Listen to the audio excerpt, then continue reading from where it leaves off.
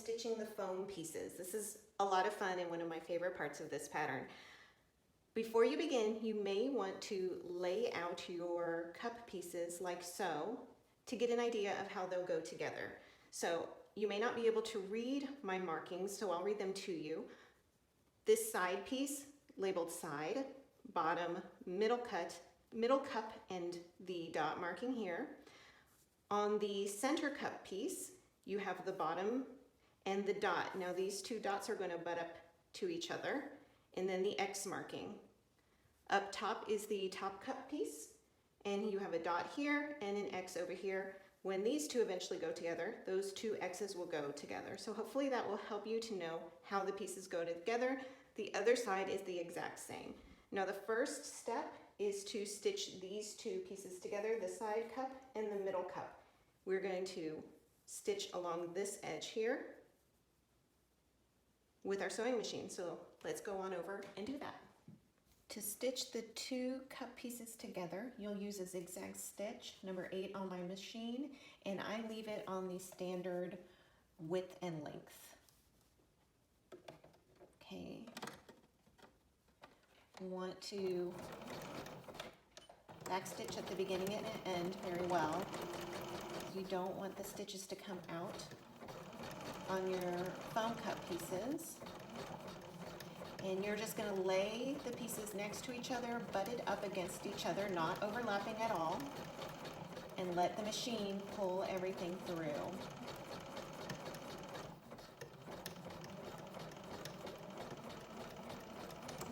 Back stitch at the end.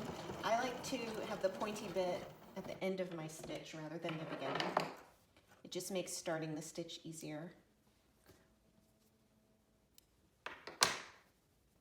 So there you go. Step 2, stitch the foam upper cup to the middle cup. So here's the upper cup and here's the middle cup. So we're going to butt them up here and start stitching. And as we get to this dot marking, that dot will meet the seam, continue down, and the X's will meet, and we'll continue stitching. Now to stitch on the top part of the cup, we'll use the same technique of just butting them up against each other. Oh, and make sure that your pieces are facing the right direction, and you can do that by checking your X's and that match each other, and then that the dot matches against that seam, and that the side marking goes here on the side next to the strap. All right.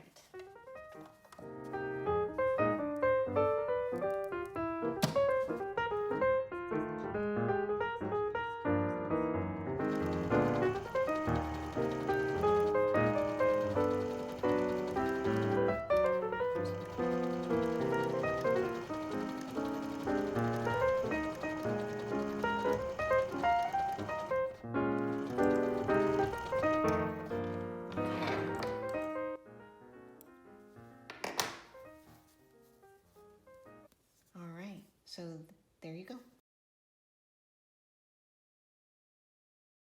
So we've completely stitched up the foam cups, and look how awesome they are. They hold their own shape because of the beautiful shaped pieces. This is a size G, so yours may look different from mine depending on if it's smaller or larger, but that'll give you an idea of how they should look. I love this step of the pattern. So we'll move those aside for now because we need to sew the fabric main pieces. Here are all of my cup pieces, and we're going to start with these two, the side and the center piece, and we're going to stitch them together just the same spot that we did the foam. But instead of butting them up together, we're going to put them right sides and stitch a seam at 3/8 inch marking. And notice I need to confirm that the bottom is on the bottom and on this piece as well, and that I have the two dots that line up in the same spot. All right, so I will pin this and take it over the machine. We're going to stitch the two cup pieces together now, and I wanted to point out the dog ears that are mentioned in the tutorial. That's going to be this little pointed bit right here that's sticking out. You have one on each end.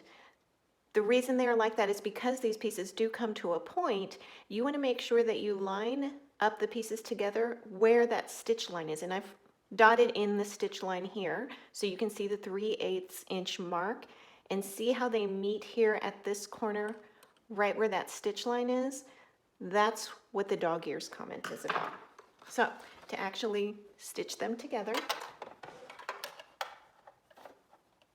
we'll use a straight stitch.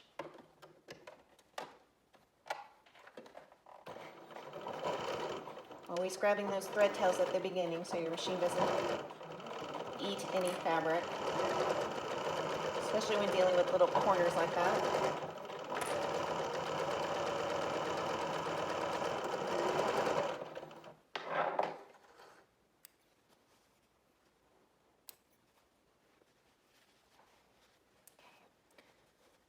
Now we're going to trim the seam allowance. And what you're going to do is make little snips in toward the seam. Just being careful that you don't snip all the way into the stitch line that you just made. You want to do this whenever you're stitching a curved line and creating a concave or convex stitch line. That'll help it to open without pulling. Then we'll take it over to the iron and iron these open so that they'll look like that. We have stitched, clipped, and ironed the seam between the side and center cup pieces. Now we move on to step 5, which is to stitch the upper cup to the middle cup. So this piece is going to now flip down onto this, like so. You'll see notches and a dot. So the notches will match up with the notches on this piece, and the dot will match up with the seam. So I'll go ahead and pin those. Matching up the notches. Matching up the dot with the seam.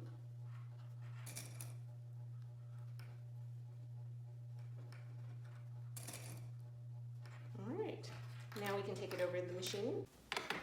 To stitch the upper cup, we'll once again use a straight stitch.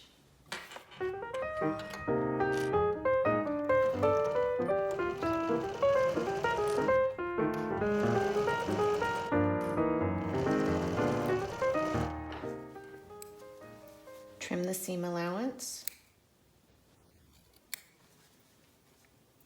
And to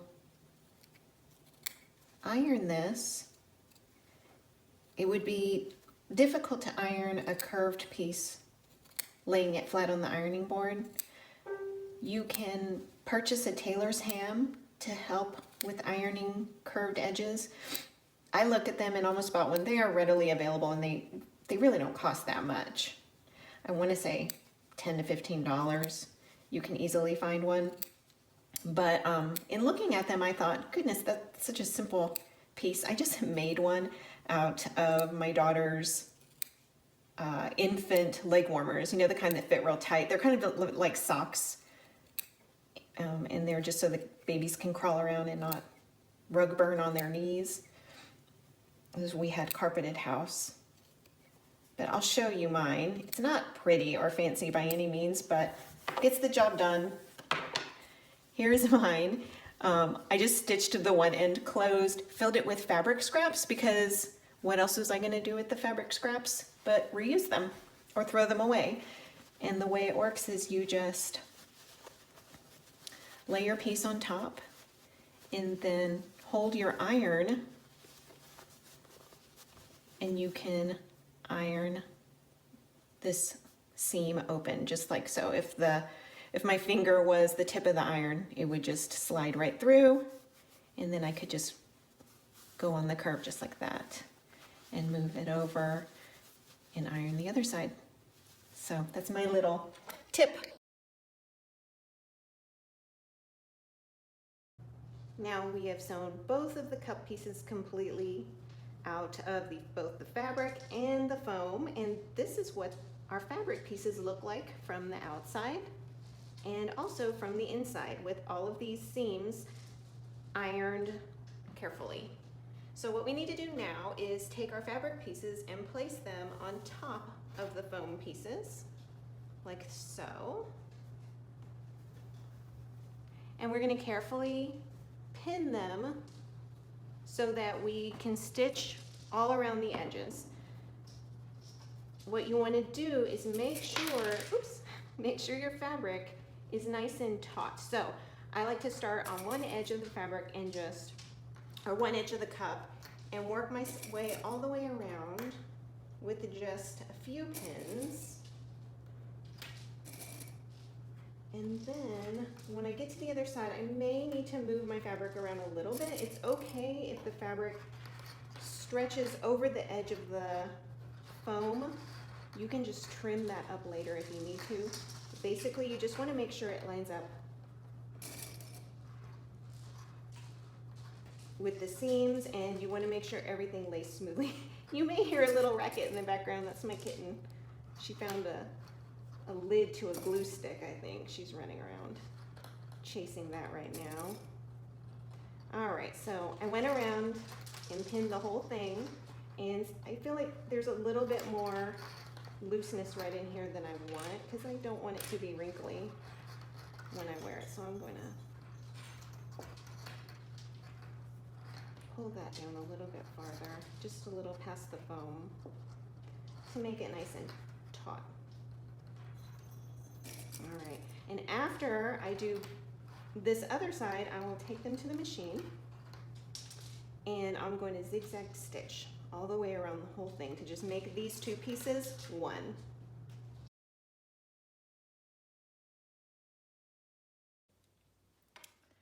To baste these two pieces together, we'll use the zigzag stitch in a long stitch length. I'll narrow my zigzags just a tad, maybe down to 3. Okay. And we are just going to go around the entire bra, or the entire cup.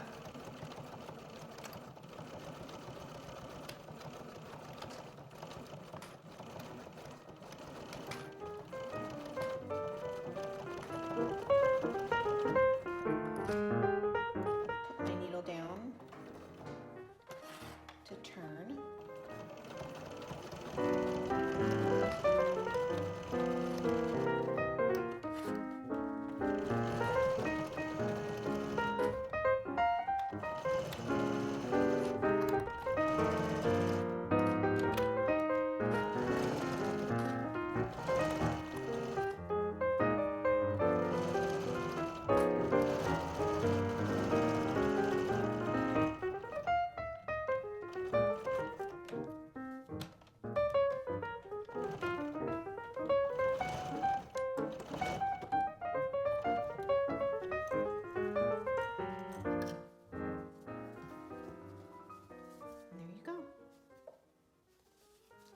Basted together.